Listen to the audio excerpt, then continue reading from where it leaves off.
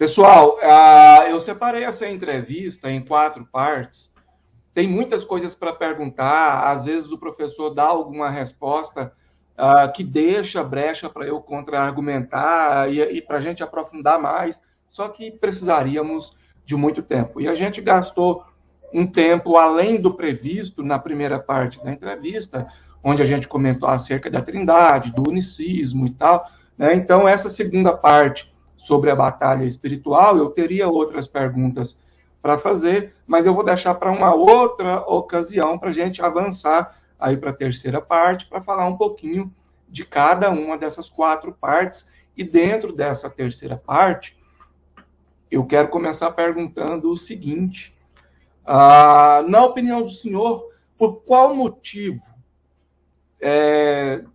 existe esse êxodo pentecostal e neopentecostal, mais pentecostal do que neopentecostal, para o mundo calvinista? Não vou falar para o mundo reformado, porque não é só o calvinismo que é reformado, embora os calvinistas tentem fazer aí um tipo de sequestro semântico, né, acerca de reformado, mas esses dias, se eu não me engano, até o Ciro Sanches, ele comentou sobre isso no site dele, desse êxodo, né, que é noticiado aí. Eu não vejo esse êxodo com tanta intensidade ou com tanta frequência, mas, enfim, eu também não estou acompanhando o desenrolar, né, o desenvolvimento dos mundos pentecostais e neopentecostais. Mas se noticiaram isso, então alguma coisa deve estar acontecendo.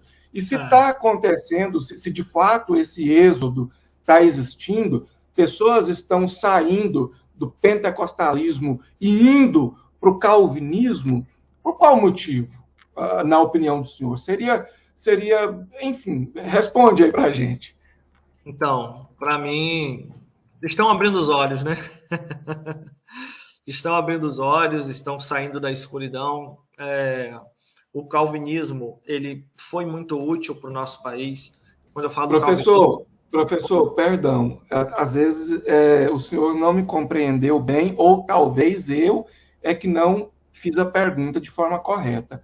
A pergunta foi: pessoas estão saindo do meio pentecostal e indo para o calvinismo.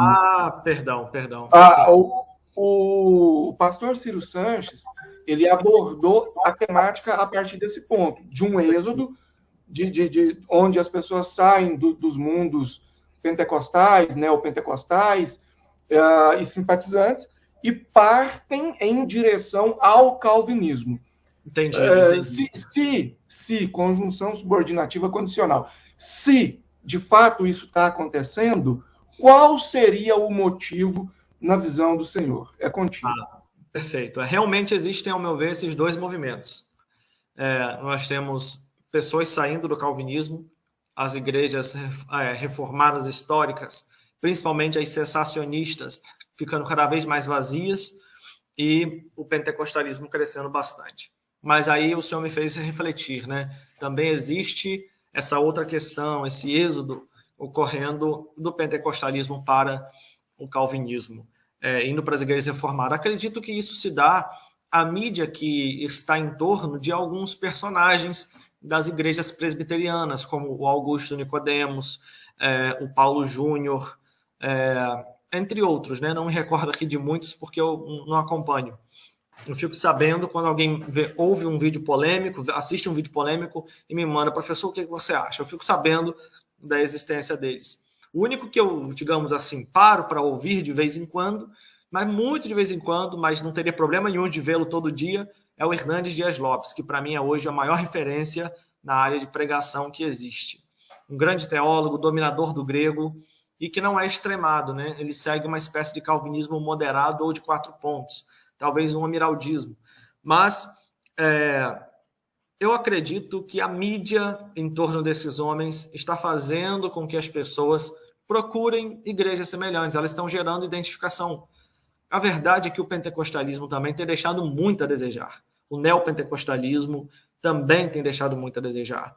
É uma mensagem demasiadamente materialista, assistencialista, voltada para enaltecer o ego das pessoas, para reforçar as características positivas delas. Quando a gente olha para a mídia, o que a gente tem, eu vi até aí que o senhor tem um vídeo sobre isso, né?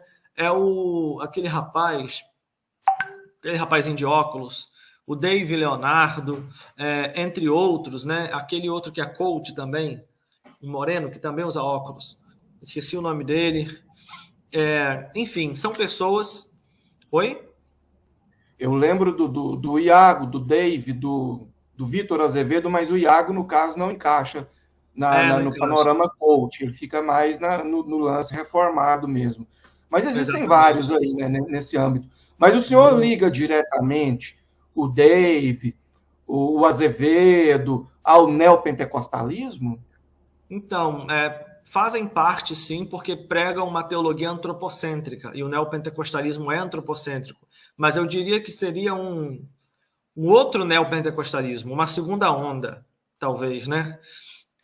Onde eles estão muito mais ainda focados no homem, mas agora é um homem com necessidades psicológicas, necessidades corporativas, onde a primeira onda do neopentecostalismo tem uma maior necessidade material, uma necessidade física e uma necessidade de cura, de enriquecimento. E essa segunda onda mostra um homem carente, que precisa de carinho, que precisa de ajuda para poder, desculpe a expressão, até para poder fazer suas necessidades no banheiro. O cara que é um coach hoje, misericórdia, né? Desculpe a minha emoção aqui, mas eu tenho pavor a essa teologia coach, esse lixo que estão lançando no nosso meio.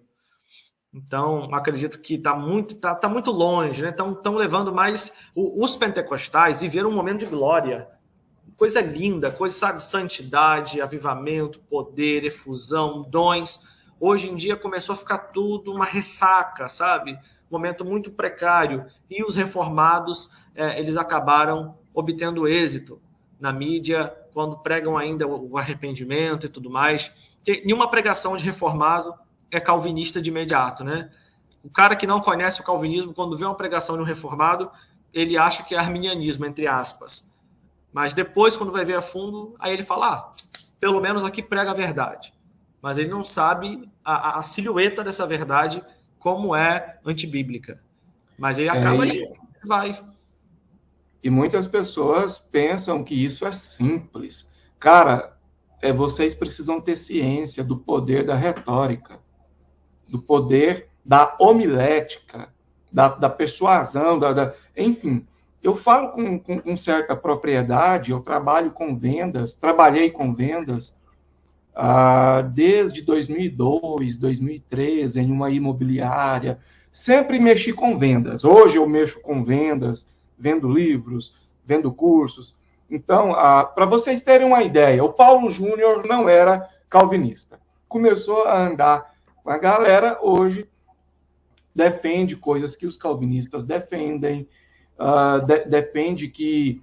Enfim, não vou entrar nesses detalhes, porque senão a gente vai precisar aprofundar e o tempo aqui não está a nosso favor. Sobre o HDL, né, o Hernandes Dias, eu vejo ele, às vezes, como um calvinista clássico, mais ou menos aquela linha que o mestre Tourinho defende, mas às vezes ele escapole também, ele parte para a linha mais radical, digamos assim, mais supralapsariana, né, para ficar mais fácil. Mas, para mim, o Hernandes, ele também é um cara inteligente, é um cara esperto, é um cara que sabe ganhar as pessoas nessa questão da retórica e tudo mais. Mas, para mim, ainda é um calvinista, ainda. Né? Hoje é dia 9 de dezembro de 2021. 19h23, horário de Brasília. Então, para mim, ainda é um calvinista, como qualquer outro aí na linha do Nicodemos, na linha desses outros aí, do Franklin Ferreira e etc. e tal.